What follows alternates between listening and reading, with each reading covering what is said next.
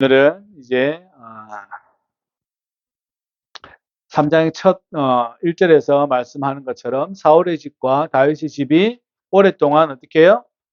싸움이 계속 이루어졌다라고 말씀드렸죠. 지난주에 다윗이 그냥 사울이 죽고 바로 왕이 된 게 아니라 아브넬과 이스보셋, 사울의 아들이 이스보셋과 여전히 이스라엘의 왕으로 자기들이 왕으로 군주로 자처하고 그 다음에 유다 지파만 누구요? 다윗을 왕으로 세웠죠. 그죠? 그래서 11대 1로 싸움을 하고 있는 상황인 거죠. 그런데 계속 7년 6개월 동안 싸움이 벌어지는데 그 싸움 벌어지는 동안 1절에서 뭐라고 이야기하냐면 다윗의 집은 점점 강성해져 가고 사울의 집은 점점 약해져 갔다는 거예요. 정치적으로나 종교적으로나 모든 민심이나 모든 것들이 어떻게 해요? 다윗 쪽으로 계속 향하고 있더라는 이야기예요. 이유는 분명해요. 사무엘상에서 계속 이야기하는 바 하나님의 영이 있고 떠난 자의 차이가 계속해서 그 이유밖에 없어요. 하나님이 선택하셨고 하나님이 선택하지 않았고 하나님의 말씀에 순종했고 하나님의 말씀에 순종하지 않았고 그죠? 누군지 알겠죠, 그죠? 하나님이 부르셨고, 사울도 불렀어요. 근데, 불순종했죠. 그죠? 불순종했어요. 그런데, 다윗도 하나님이 불렀어요. 그러나 다윗은 순종했고, 그 차이밖에 없어요. 그러면서 지금, 전쟁이 벌어졌는데, 오랫동안 전쟁이 벌어졌는데, 다윗에게 점점점 힘이 실어지더라는 이야기죠. 계속, 사울 집안은 밀려가는 상황이 발생하게 되어졌다라는 거죠. 그래서 이제 점점 민심이 기우는 것을 누가 아냐면 아브넬이 안 거죠. 아브넬도 잔뼈가 굵은 사람이잖아요. 그죠? 젊은 아사엘이 쫓아와도 아사엘이 못 이길 정도로 전쟁의 잔뼈가 굵고 정치적으로도 대단한 사람인 거죠. 이 사람이 이제 그 상황을 알게 된 거죠. 그리고 2절부터 5절까지는 다윗의 집안에 대한 이야기를 쭉 합니다.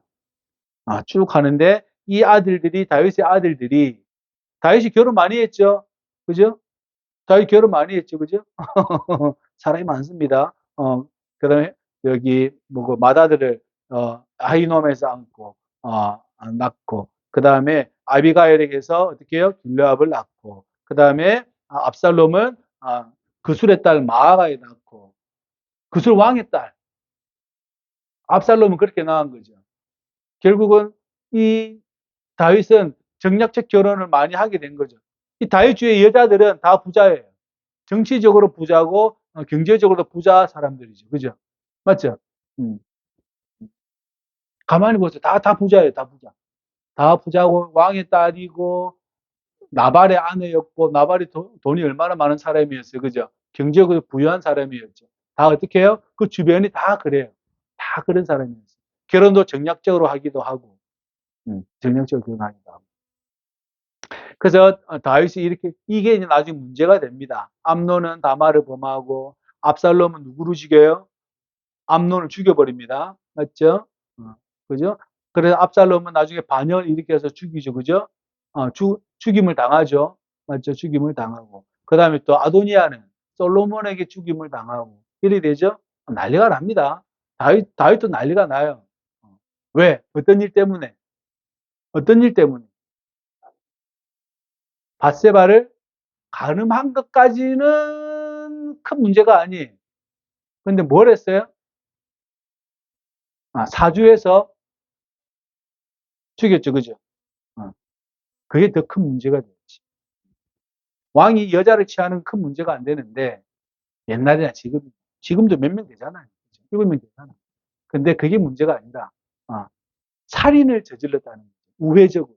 그죠? 직접적으로 청탁으로 우회적으로 살인하는데 참여하게 된 거죠. 자, 그것은 무엇을 의미하냐면 하나님께서 행하기 제일 싫어하는 과 음행과 그죠?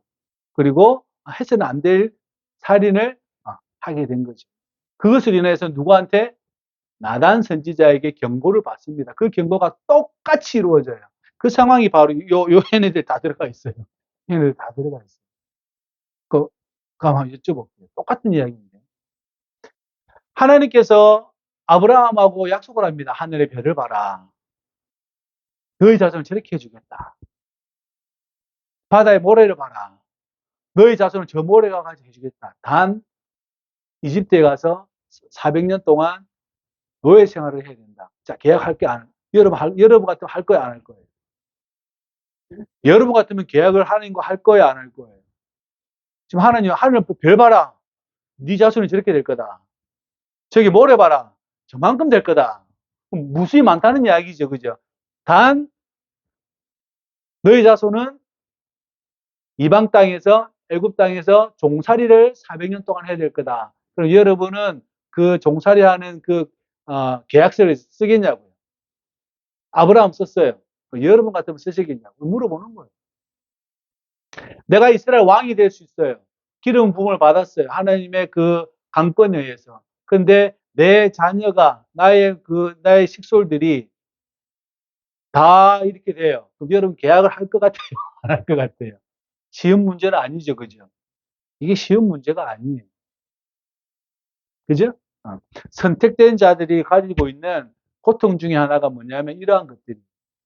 내가 예수 믿는다고 평안한 길, 뭐 이렇게 넓은 데로 평안한 길, 뭐 이런 것만 보장되어진 게 아니라는 것만은 이해하고 계셔야 돼요. 그게 없으면 없을 수도 있겠지만 그러나 어떻게 해요? 있다는 거죠. 예수님도 마찬가지입니다. 이 땅에 오셔가지고 사도들도 마찬가지고 내가 예수 믿고 그러니까 12사도 중에 가룟 유다까지 포함해서 13명 그죠? 가룟 유다는 스스로 자결을 하였지만 다 어떻게 되었죠? 순교했죠. 그죠? 사도 요한은 평안히 잠들으셨지만 그분도 사실은 기름감에 들어갔다 나왔어요. 살을 살았을 뿐이지. 기름감에 들어갔는데 죽어야 되는 사람이 살고 나온 거야. 그러니까 어떻게 하지 못하고 그죠? 밤모섬으로 유배를 보냈죠. 어떻게 해요? 내가 예수를 믿고 나서의 일들이 평탄하기를 원하는데 사실은 사도들은 그렇지 못했어요. 사도들은 그렇게 못했어요. 다 돌에 맞아 죽거나 뭐 여러 가지로 참수를 당하거나 사도 바울도 참수당했죠. 그런 것처럼 내가 예수를 알고 예수님을 믿고 사는 것에 대한 그래서 우리가 영원한 것의 맛을 보지 못하면 참 괴로운 게 뭐냐면 예수 믿는 거예요. 진짜 어려운 게 예수 믿는 거예요. 근데 내가 영원한 걸 알면 그것이 큰 문제가 되지 않는 것을 우리가 빨리 발견할 수가 있죠. 이 애들이 다 어떻게 돼요? 다 서로 죽이고 살리고 이렇게 하는 상황에 엮여져 있는 상황으로 된다라는 거죠. 이때는 다윗이 알았을까요? 몰랐을까요? 몰랐죠. 그죠? 몰랐죠. 항상 저와 여러분들이 인생에 가지고 있는 딜레마예요. 딜레마. 이러지도 못하고 저러지도 하나님의 선택을 거부할 수도 없고 이 선택의 삶을 살아갈 때에 내가 자칫 실수하거나 내가 자칫 어떠한 하지 말아야 할 음행과 여러 가지 일들이 벌어졌을 때는 또한 내가 각오해야 될 것도 있다라는 것을 잘 기억하시기를 주의 이름으로 부탁을 드립니다. 그래요. 그래서 여기에서 언급할 이유는 이제 왕위를 누가 계승하고 뭐에 대한 부분을 말할 건지에 대해서 설명을 하고 있는 거죠. 결국은 이 음모와 다툼과 정치적인 여러 가지 상황에 꼬여버려서 자신의 아들들이 여러 가지 당황스러운 일들이 벌어졌다라는 것입니다. 그러나 다윗의 아내들은 사회적인 많은 높은 지위를 가지고 있는 사람들이었다라는 거죠. 그렇다는 거죠. 자, 그 다음 6절부터 이제 아브넬이 다윗의 집안과 어떻게 해요? 협상하는 장면이 이제 나오기 시작합니다. 협상하죠. 그 첫 번째는 사울에게 첩이 있었는데 이 첩을 누구요? 아브넬이라는 장군이 그 사울의 첩을 데리고 간 거죠, 그죠? 아내로 삼은 거죠. 아내로 삼은 거예요. 그러니까 사울의 아들 이스보셋이 따지고 문 거죠. 우리 아버지의 첩을 당신이 그럼 되겠냐? 이렇게 된 거예요. 묻고 따진 거죠. 그러면 되겠냐? 이렇게 된 거죠. 그러니까 이제 아브넬이 열받은 거죠. 내가 지금까지 당신 아버지가 죽고 당신 형 요나단도 죽고 형이 죽었는데 이스보셋 당신을 왕으로 내가 보호하고 왕을 삼아줬는데 이 깎것 때문에 나를 책망하다니 이리 된 거죠. 왜냐하면 이스보셋의 아내를 취했다면 문제가 커요. 그거는 정치적인 자기가 왕이 되고자 하는 뜻이 들어간 거죠, 그죠? 맞잖아요. 압살롬도 다윗 왕을 쫓아낼 때 결국은 다윗 왕의 후궁을 자기 아내로 삼잖아요. 그죠? 그것은 뭐예요? 내가 왕이라는 뜻이거든요. 근데 지금 아브넬은 이스보셋의 아내를 하는 게 아니라 죽은 사울의 첩이라는 것으로 이렇게 아내를 삼았던 거죠. 왕이 될 의미가 없었던 거죠. 우리가 그 사람 이야기하지 않았으니까 모르겠지만 굳이 만약에 왕으로 하려고 했다면 이스보셋을 물리치고 이스보셋의 아내를 첩으로 두었겠죠. 그죠? 그렇게 했겠지. 그런데 이제 아브넬이 너무 분한 거죠. 내가 유다의 개머리냐? 내가 오늘날까지 당신의 아버지 사울의 집과 형제와 그의 친구들에게 은혜를 베풀어서 당신을 다윗의 집으로 내주지 않았다. 다시 말하면 내가 너를 언제든지 다윗의 집에 줄 수도 있고 지금 이 자리에서 죽일 수도 있다. 이 말인 거죠. 그죠? 이 자리에서 너를 한 칼에 보낼 수 있다. 그래도 내가 너를 섬기고 살았는데 이 깎것 때문에 나를 어떻게 해요? 허물을 돌리냐? 라고 이렇게 하는 거죠. 항변이기도 하고 협박이기도 하고. 협박이기도 하고. 그런데 9절에 보면 여호와께서 다윗에게 맹세한 대로 뭘 맹세하셨죠? 이 나라를 다윗에게 주겠다. 나는 맹세한 대로 내가 이루게 하지 아니하면 하나님이 아브넬에게 벌 위에 벌을 내리심이 마땅하다라고 어떻게 해요? 아예 그냥 다윗을 인정하는 말을 해버려요. 아브넬이 이스보셋에게 하나님께서 다윗에게 이 나라를 이스라엘을 주시겠다라고 말씀하셨는데 내가 거기에 적극적으로 돕는 사람이 될 것이다. 만약에 그렇게 하지 아니하면 하나님이 나에게 벌을 내리시는 것이 마땅하다. 10절에 보시면 그 맹세는 곧 이 나라를 사울의 집에서 다윗의 집에 옮겨서 그의 왕위를 단에서 부엘세바까지 이스라엘과 유다에 세우리라 한 것이다. 라고 말을 하고 있는 거예요. 단이 어디 있냐면 저기 헐몬산에 있어요. 헐몬산, 헤르몬산. 부엘세바는 저기 아래 유대 사막 지역에 있어요. 다시 말하면 할라에서 백두까지라는 뜻이에요. 백두에서 할라까지를 하나님이 다윗에게 주셨다. 단에서 부엘세바까지라는 단어가 그 뜻이에요. 백두산에서 한라산까지를 하나님이 사울의 집안에서 어디로 옮겼다고요? 다윗의 집안으로 옮겼다. 이미 아브넬은 마음이 기울어져 버렸어요. 이미 다윗은 마음이 기울어졌어요. 그리고 이스보셋이 왕의 자격이 안 되는 걸 너무나 잘 알고 있어요. 그럼 이제 판단해야 되죠. 내가 어디로 가야 되냐? 그죠? 내가 어디로 가야 되냐? 해야 될 거 아니에요. 이스보셋에 계속 붙어 있으면 다윗에게 목이 달아날 일은 자명한 일이고, 맞죠? 그러면 누구에게 붙어야 돼요? 다윗에게 붙어야 되는 거죠. 그러니까 이스보셋이 아무 말도 못할 때에 12절에 보시면 아브넬이 전령을 보내어서 다윗에게 보냅니다. 이 땅이 누구 것입니까? 이 이스라엘 땅이 누구 것입니까? 결국 당신 거 아닙니까? 나와 언약을 맺읍시다. 내가 당신을 도와서 이 땅을 당신으로 돌아가게 하겠습니다. 라고 이렇게 협상을 시작합니다. 협상을 시작하게 되는 거죠. 그러니까 다윗이 좋다 와라. 근데 조건이 하나 있다. 뭐냐면 사울의 딸 미갈, 원래 내 첫 부인을 데리고 와라. 첫 부인을 데리고 와라. 이유는 내가 미갈과 헤어지고 싶어서 헤어진 사람이 아니다. 사울이 나를 죽이려고 하니까 내가 도망온 거고,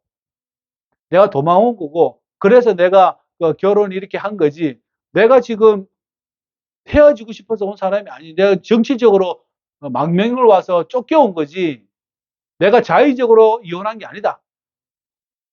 유대법에 의해서는 이혼하면 다시 재혼을 못 해요. 유대법이 그래요. 신명기법도 그렇고. 헤어졌잖아요. 다시 재혼이 안 돼요. 재혼이 안 되는데, 근데 지금 이 경우는 벗어난 경우죠. 왜냐하면 쫓겼으니까. 미갈이 그렇게 보고 싶어도 못 갔다. 이야기죠. 미갈이 그렇게 보고 싶은데 나는 못 갔다. 그래서, 물론 이 말은 제 표현입니다만.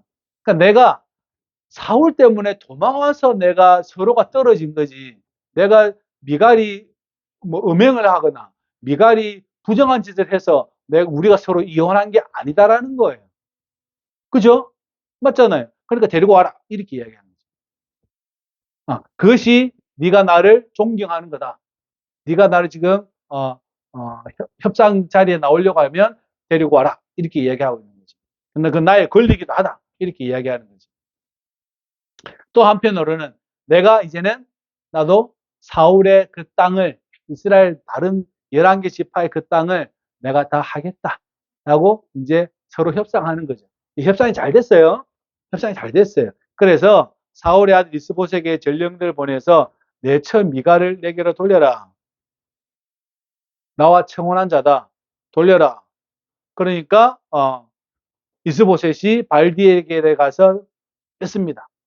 발디엘이라는 사람하고 미가라고 결혼을 한 거죠. 결혼을 했는데 지금 왕이 자기 아내를 빼앗아 가니까 바울임까지 따라가면서 울면서 따라온 거예요. 여보 하고 따라간 거죠. 여보 하고 따라간 거예요. 그 아브넬이 돌아가. 그러니까 여보 하고 돌아간 거예요. 여보 하고 돌아간 거예요. 힘이 없어. 사무엘이 그 뭐라 그랬어요? 예전에 우리가 왕을 주소서 그러니까 사무엘이 뭐라고 이야기했죠? 너희가 왕을 하면 너희 이쁜 딸들을 궁녀로 보내게 될 것이고 너희들이 세금을 바치게 될 것이고 너희가 여러 가지 일들을 하게 될 것이다. 이렇게 이야기했잖아요. 그러니까 왕이 권력이 있으니까 자기 아내를 빼앗아 갈 때 어떻게 해요? 어떻게 할 수가 없는 거죠. 그죠? 그게 이제 권력이라는 거예요. 그렇게 돼 있지. 돌아가! 울면서 돌아갔다는 거예요. 울면서. 마누라 뺏긴 거지. 얼마나 사랑했는지 따라가다가 가라 그러니까 깨갱하고 간 거지. 깨갱하고 간 거지. 그래서 아브넬이 이제 정치적인 술수를 쓰기 시작합니다. 이스라엘 장로들에게 물어봐요. 너희가 여러 번 다윗을 임금으로 삼고 제는 걸 내가 알고 있다. 그러니까 이스보셋에 있는 이스라엘 장로들 말하는 거, 유다 장로들 말고 이스보셋의 그 휘하에 있는 아래에 있는 장로들에게 당신들이 여러 번 다윗을 임금으로 삼 걸 내가 알고 있다. 그죠? 그리고 그 다윗은 블레셋 사람에서 대적에서 벗어난 사람이라는 것도 알고 있다. 그러니까 내가 헤브론으로 가겠다. 헤브론으로 가겠다. 이렇게 얘기하는 거죠. 그래서 그 사람들도 어느 정도 동의를 했죠. 그래서 아브넬이 누구에게 가요? 자기 부하 20명을 데리고 다윗에게 가요. 그래서 잔치를 하고 같이 먹고 마시고 언약을 맺었어요. 언약을 맺고 보냈어요. 평안히 보냈어요.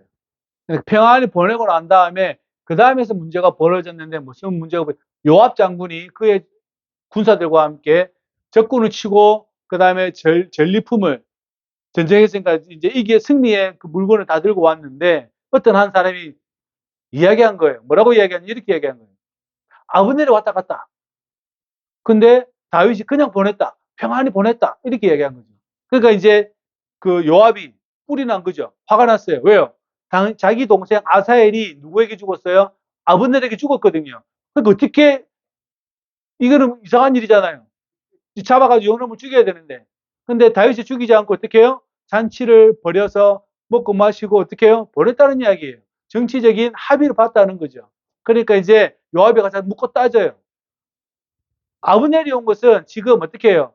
다윗 왕 형편을 잘 살펴가지고 스파이가 왔다 이 이야기인 거예요. 간첩이다 간첩.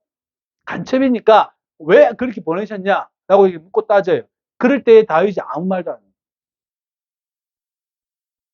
요압을 뭐라 그럴 수도 있고 요압의 손을 들어줄 수도 있는데 딱 중립을 지켜요. 그죠? 나중에 다시 한번 읽어보세요. 요압이 묻고 따져요. 묻고 따진다니까. 어떻게 이렇게 그냥 보냈습니까? 이렇게 하니까 다윗 장군이 아 그래? 그놈이 그럼 아브넬이 연탐하러 왔다고?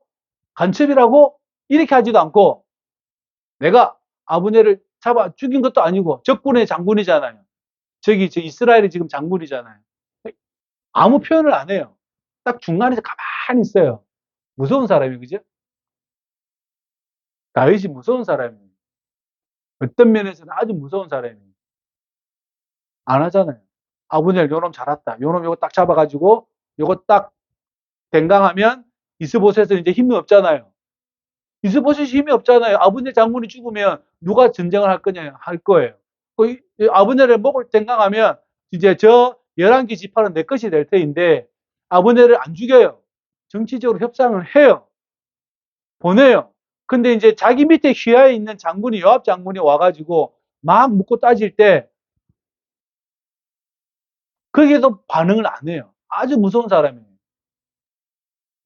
아주 대단한 사람이에요. 어떤 면에서는 대단한 사람이에요. 다윗이라는 사람이 대단한 사람이에요. 그죠? 맞잖아. 여러분 같았으면 아버지를 죽이지 않겠어요?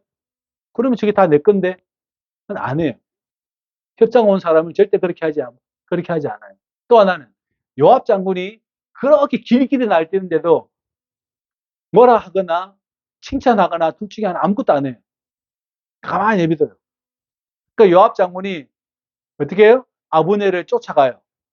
그래서 다시 헤브론으로 데리고 와요. 그리고 저 우물가 저 근처 으슥한 곳에 가서 배를 찔러 죽여요. 그때 다윗이 무슨 말을 해요? 어떻게 하죠? 그때 다윗이 나는 죄가 없다 이렇게 이야기해요. 왜 무섭냐면 요압 장군하고 아브넬 장군이 만약에 통일이 되어서 아브넬이 살아서 돌아가서 통일이 되었어요. 통일이 됐어요. 그러면 한 나라에 합참 의장이 두 명이 있는 거야. 한 명은 요압 장군, 한 명은 아브넬 장군. 자, 둘 중에 한 명이 분명히 한번 싸움은 벌어집니다. 맞죠? 분명히 둘 중에 한 번은 싸움이 벌어져요. 맞죠? 그러면 아브넬이 요압을 죽일 수도 있고 요압이 아브넬을 죽일 수도 있어요. 나라가 세워진 상태에서 싸움이 벌어지면 큰일 납니다. 나라가 세우기 전에 뭔가 일이 터져야지. 그러니까 다윗이 대단한 사람이라는 거예요. 요압 장군이 죽였을 때 나는 아무 죄가 없다 이렇게 이야기해요. 나는 아무 죄가 없다. 나는 요압을 그냥 보냈다는 거예요. 아브넬을 그냥 보냈다. 나는 아무 죄가 없다. 요압이 죽였다. 이 이야기잖아요. 내가 청탁한 것도 아니고 뭐 한 것도 아니다. 요압이 자기 동생 아사엘이 아브넬에게 죽었기 때문에 요압이 죽인 거지. 내가 요압을 보내서 죽인 것도 아니요. 어떤 정치적인 수수도 없었다라고 이야기하는 거죠. 그리고 다윗이 요압 장군의 그 집안을 막 저주를 퍼붓습니다. 백색 환자, 뭐 나병 환자, 그죠? 막 곡식이 끊기고 막 이런 게 막 계속 일어날 거라고 이야기를 하는 거죠. 그래도 요압은 꼼짝도 안 해요. 꼼짝도 안 하고 내 동생 아사엘을 죽인 저 아브넬 저놈을 죽인 것이 이제 하는 거죠. 근데 한 가지 문제는 있어요. 전쟁에서 상대방 장군이 내 가족을 죽였다고 그게 죄입니까? 죄는 아니에요. 맞잖아요. 아니 전쟁에서 화살이 날아가가지고 내 아들이 내 동생이 죽었어요. 그렇다면 내가 죄를 저지른 겁니까? 아니죠, 그죠? 전쟁에서는 죄가 없어요. 지금은 전쟁 범죄라는 게 있지만 전쟁에서 싸우고 하다 보면 죽고 다치고 하는 건데 누구한테 소송을 걸어요? 살인죄를 적용 못 시켜요. 근데 지금 살인죄를 적용시킨 거죠. 요압이 살인죄를 적용시킨 거예요. 다윗은 이 상황을 관망하고 지켜보고 있다는 이야기죠.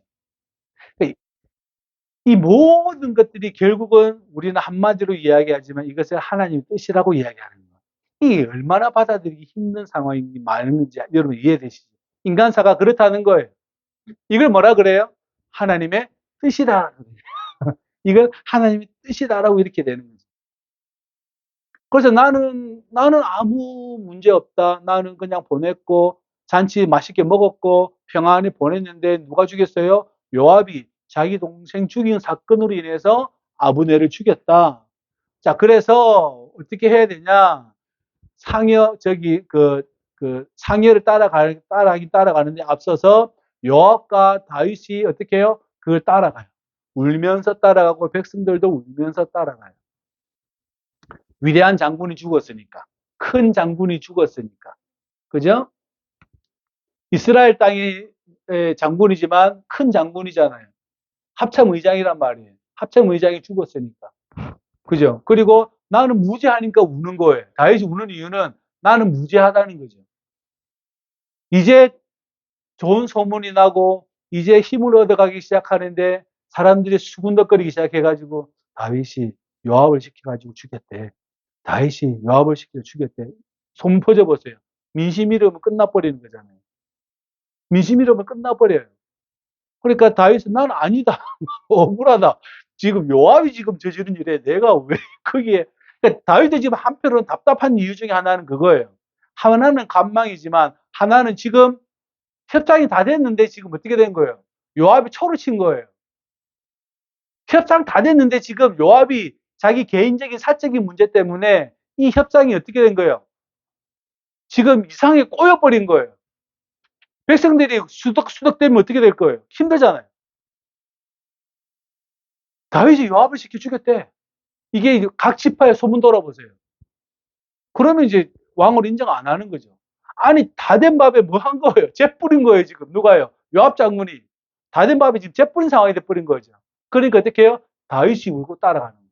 그리고 아브넬을 위해서 애가를 슬픈 노래를 지어서 부르며 따라간 거죠. 그리고 밥을 안 먹어요. 진짜다, 진짜. 진짜다. 다윗 밥 잘 안 먹어요. 또 언제 안 먹어요? 바세바를 통관했을 때 첫 아들을 죽기 일보 직전에 있다가 밥을 안 먹잖아요. 밥 잘 안 먹어요. 이분 밥 잘 안 먹는 사람이에요. 어른이 나갈 때 밥 잘 안 먹어요. 여러분들도 어른이 나갈 때 밥 드시지 마세요. 금식하시라는 이야기예요. 나쁜 거 아니에요. 나 지금 아니 다 된 밥에 정치적 합의도 다 봤는데 요압 장군이 개인적인 사적인 일로 인해서 지금 어떻게 해요? 죄를 뿌려버린 거예요. 그러면서 다윗도 울고 따라가고 요압 니도 따라와라 이렇게 된 거죠. 니도 같이 따라와 이렇게 된 거죠.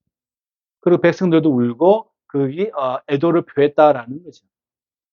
그 장면을 보고 36절에 보면 온 백성이 보고 기뻐했다 이 말이에요. 다시 말하면 무슨 말이에요? 아, 다윗이 안 했구나라고 알았다는 거예요. 그게 만약에 다윗이 했다는 헛소문이라도 돌아버리면 다윗은 어떻게 해요? 왕이 되기는 걸른 거죠. 텄다는 거예요. 무리가 다 기뻐했다. 그래서 37절에 이날에야 온 백성과 온 이스라엘이 넬의 아들 아브넬을 죽인 것이 왕이 한 것이 아니다라는 것을 이때 알았다는 거예요. 다윗이 울고 베옷을 입고 뒤집어 쓰고 금식하고 막 이러니까 아 진짜 저 사람이 아니었구나 라고 그렇게 된 거지. 그리고 왕이 그의 신복에게 이릅니다. 오늘 이스라엘 지도자의 큰 인물이 죽은 것을 알지 못하느냐. 내가 기름 부음을 받은 왕이 되었으나 오늘 약하여서 수르의 아들이 이 사람들을 제어하기 너무 어려우니 여호와는 악행하는 자에게 그 악한 대로 갚으실지로다 하니라. 다시 말하면 요압의 이 내용들을 얘네들이 제어하기가 힘들다는 상황을 어떻게 해요? 지금 제어하게 된 거죠. 그죠? 다윗도 부담이에요, 사실은. 요압을 데리고 다니는 게 부담이죠. 부담입니다. 한 사람만 큰 정치적 권력이 있으면 이 사람에게 힘을 다 실어줄 수가 없잖아. 얘가 언제 치고 올 줄 모르는 거예요. 그래서 제어하는 상황이 벌어지게 된 거죠. 요압은 이제 꼼짝도 못하게 되는 거죠. 그죠? 자, 오늘 우리가 봐야 될 것들. 어디까지가 하나님의 뜻이냐? 여기까지가 하나님의 뜻이라는 거예요. 하나님의 뜻이 그렇다라는 거죠. 아브넬의 이기적인 정치적 변질, 그죠? 정치적 변질. 협상을 하러 오잖아요. 자기 주군을 버리고, 이스보셋을 버리고 협상을 하러 마음을 바꾸잖아요. 이것도 하나님의 뜻이고. 요압이 아브넬을 죽여요? 다 된 밥에 지금 코 빠뜨렸어요. 다윗은 지금 어떻게 해요? 보기는 보지만 이게 살얼음 같아요. 바람 앞에 등불 같지만 여전히 어떻게 해요? 하나님은 다윗의 편이고 이것이 하나님께서 계획한 일부분이다라는 겁니다. 그러니까 하나님께서 사무엘을 통하여서 기름 부으심을 할 때에 그 약속은 언제나 변하고 신실하다는 것이 어떻게 가죠? 하나님의 계획이 변하지 않고 신실하다는 걸 알겠는데 그 과정에서 일들은 살얼음이라는 거예요. 살얼음. 그걸 우리가 잘 이해하고 있어야 되는 거예요. 내 인생 가운데에 하나님의 뜻은 선하고 신실하고 변함이 없다는 걸 우리가 알고 있죠. 그러나 이 상황은 항상 뭐 하는 거예요? 살얼음 같다는 거예요. 살얼음 그러면 어떻게 돼요? 깨질 듯, 안 깨질 듯, 이 느낌이거든요. 애간장 타는 거예요, 지금. 애간장 타는 거예요. 우리 인생도 마찬가지입니다. 애간장 타는 거예요. 이게 깨질 듯, 안 깨질 듯, 불에 데일 듯, 안 데일 듯, 뭐 이런 상황이 항상 우리 주변에 맴돌고 있다라는 겁니다. 그렇지만, 그럴지라도 의심하지 아니하고 우리가 한 길을 가야 된다라는 것이죠. 그죠? 의심하지 않고 한 길로 가야 된다라는 거죠. 하나님의 뜻이 우리에게 임한다는 것은 신실하시다라는 것을 우리가 이해하고 있고 믿고 있잖아요. 그죠? 이럴 때 우리가 참음과 기다림과 믿음으로써 이 길을 가야 된다라는 것이죠. 단단하게 아스팔트처럼 돼가지고 쭉 걸어갈 것 같지만 그렇지 않다라는 거예요. 다윗을 보세요. 이 장면을 보세요. 살얼음 같죠? 살얼음이죠. 그래도 하나님 그 일을 이루어 가시죠. 그죠? 이루어 가시죠. 이 신앙을 잘 가질 수 있기를 주의 이름으로 부탁을 드립니다. 사실은 인간적으로 하려고 해서 벌써 왕을 했죠. 다윗이. 그러나 그러지 않고 하나님의 뜻을 기다리고 있었다라는 것에 큰 은혜가 있습니다. 우리를 한번 돌아보고 이 살얼음 같은 이 인생의 이 길에 저와 여러분들이 믿음 잃지 않고 살아갈 수 있기를 주의 이름으로 부탁을 드립니다. 만약에 다윗이 자기 의견으로 자기 것으로 왕이 되었다라면 그냥 그저 역대상에 기록되어지는 다윗은 솔로몬을 낳고 몇 년을 통치했고 이것이 역대 지략에 기록되지 아니하였느냐라고 넘어가는 사람이 될 뻔했어요. 역대상하에 그 많이 표현되죠, 그죠? 이것이 역대 지략에 기록되지 아니하였느냐 하고 그냥 넘어가 버리는 사람이 다윗이 될 뻔했는데 다윗이 이렇게 많이 회자되는 것은 바로 이것 때문에 그래요. 이 살얼음 같은 이 상황 속에서도 누구를 의지합니까? 하나님을 의지하고 있다는 거예요. 그 하나님의 신실함을 기다리고 있다는 거지.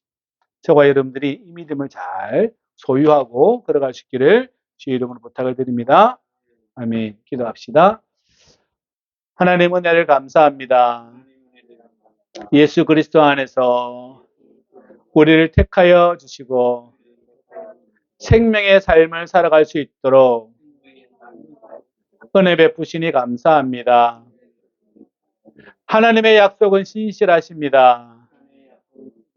우리가 어떠한 상황에도 믿음을 잃지 않고 살아갈 수 있도록 성령이여 도와주옵소서. 예수님의 이름으로 기도합니다. 아멘.